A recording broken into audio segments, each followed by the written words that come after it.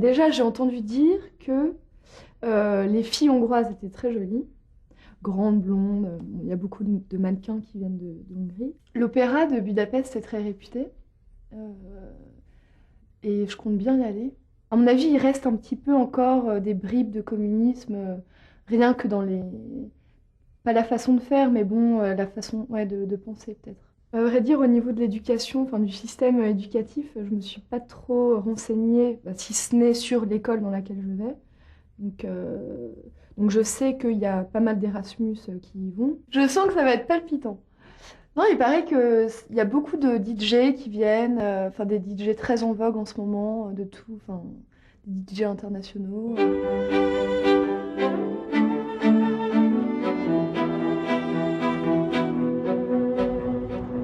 Nous sommes ici à Budapest, donc la capitale de la Hongrie.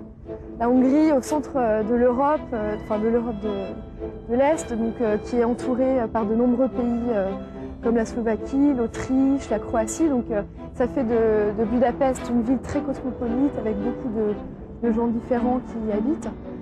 C'est aussi une ville très très agréable avec de très beaux bâtiments, de très belles grandes avenues. Et il y a beaucoup de choses à faire à Budapest, notamment sur le plan culturel, sur le plan artistique. Donc j'aime beaucoup la vie à Budapest.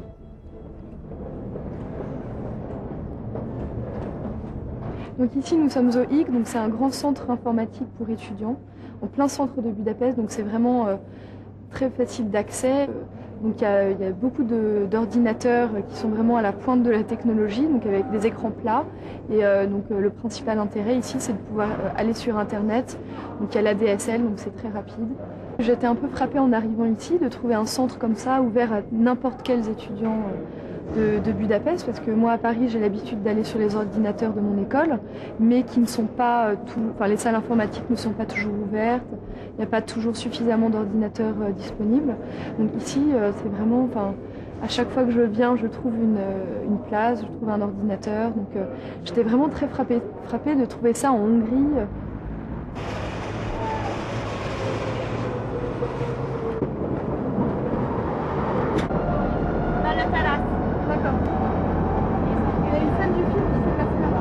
Ce qui m'a beaucoup choquée en arrivant ici, c'est leur lenteur. Que ce soit dans le métro, je suis habituée au stress du métro parisien, où tout le monde court dans le métro, y a beaucoup de monde. Enfin, bon, ici, pas du tout, ils sont très lents. D'ailleurs, c'est un petit peu énervant. Enfin, pour sortir du métro, on met assez de temps. Sinon, au restaurant aussi, on attend au moins 1 heure avant d'être servi. Sinon, enfin, ouais. Même dans les magasins, on fait tout le temps la queue très longtemps parce que les caissières ne sont pas très rapides. Ils ne connaissent pas le terme de productivité, le rapport temps et argent, et pour eux, ils ne connaissent pas. Ils ne se disent pas qu'en allant plus vite, ils vont gagner de l'argent ou ce sera plus productif. Ouais. Oui, mais je pense que la raison de ça est le système socialiste, parce que dans cette époque, la productivité n'était pas importante, donc il n'y avait pas de chômage. Ouais, bon, en arrivant ici, ce qui m'a un petit peu choquée, c'est l'attitude des filles hongroises, surtout par exemple à la fac. Je trouve qu'elles s'habillent de façon très pas provocante, mais assez frivole. Tu sais, elles ont des jupes assez courtes, des décolletés. Nous, on vient à la fac, on y va en jean et basket. Elles, j'ai l'impression qu'elles veulent tout le temps séduire et que l'apparence est très importante pour elles. Et puis elles s'habillent comme si elles allaient en boîte. Oui, mais par exemple, quand j'étais en France, j'étais pas choquée, mais surprise, parce que je pense que les femmes sont plus élégantes et ils sont plus timides concernant les vêtements. Oui, les vêtements. Donc tu as raison.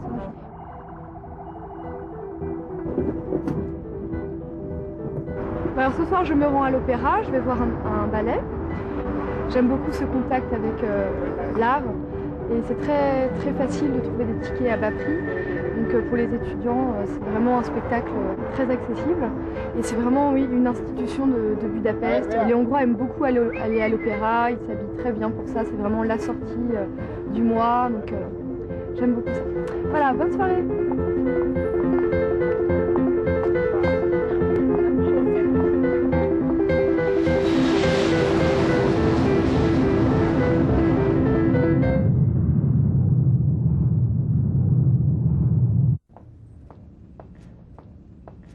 J'ai fait un semestre Erasmus à Budapest il y a 2 ans. Et donc quand je suis rentrée, j'ai voulu faire un DESS spécialisé sur les pays d'Europe centrale, les pays de l'Est. Et maintenant, ça fait 1 an que je travaille en fait avec ces pays-là. Toutes les populations des pays de l'Est sont très curieux de mieux connaître les pays d'Europe de l'Ouest, même si on ne devrait plus parler des pays de l'Ouest et de l'Est, mais plutôt d'Europe centrale. Parce que ils ont été quand même très marqués par le communisme et ils veulent faire plus partie intégrante de l'Europe en général et non plus de l'Europe de l'Est.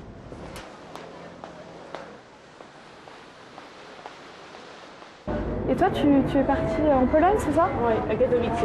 Oui. Il y a 2 ans aussi. Et toi, t'as pas eu envie de travailler Bah si, moi mon rêve c'est de retourner là-bas et de vivre en expat là-bas quoi. Et t'as appris la langue là-bas ou non? Vous parlez principalement en anglais?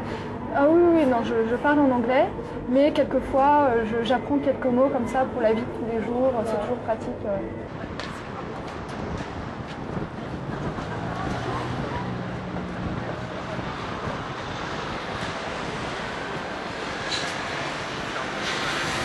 Bien, dans le cadre de mon travail, j'ai l'occasion de retourner souvent dans les pays d'Europe centrale. Et c'est très pratique finalement parce que c'est uniquement à 2 heures d'avion, donc c'est aussi simple que d'aller de Paris à Marseille. Et donc j'ai l'occasion de travailler avec plusieurs nationalités, comme les Hongrois, les Polonais, les Tchèques, les Slovaques. Et je me rends compte que les techniques de commercialisation sont exactement les mêmes qu'en France. Et donc c'est très facile de travailler avec ces gens-là. Ils sont très, très éduqués. Et donc voilà, donc il y a beaucoup de choses à faire avec ces pays-là. Et il ne faut pas avoir peur de les aborder et de travailler avec eux.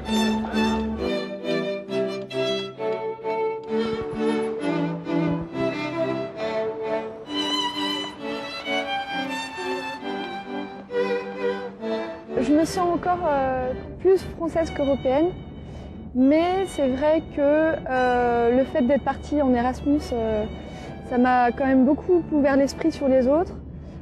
J'ai appris à connaître les étrangers, à ne plus avoir peur d'eux, ne plus avoir de préjugés. Et tout ce qui concerne la construction européenne, je me sens de plus en plus impliquée, et notamment l'année dernière avec la Constitution européenne. Où là je me suis vraiment, j'ai vraiment écouté les débats, je me suis vraiment intéressée à tout ça et je suis allée voter parce que je me sentais vraiment concernée par. Je pense qu'en tant que jeune, on est vraiment, on se doit d'être impliqué dans ce débat européen.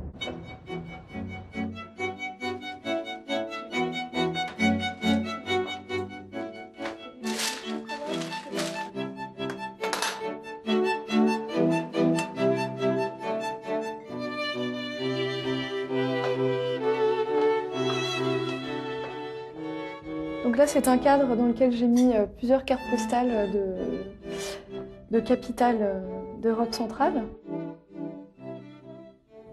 Et toi, Johanna, est-ce que tu te sentais en sécurité dans la rue à Katowice ou... En Pologne, je prenais peut-être sûrement plus de risques qu'à Paris. À Paris, je me sens aussi en sécurité. Mais en Pologne, je ne connaissais pas la langue, je ne connaissais personne. Et il y avait quand même beaucoup de violence. Et ça m'arrivait quand même assez régulièrement de me retrouver seule le soir. Mais finalement, j'ai quand même jamais eu de problème. Oui, je trouve que dans les pays d'Europe centrale, les hommes ont un regard vraiment différent par rapport sur les femmes.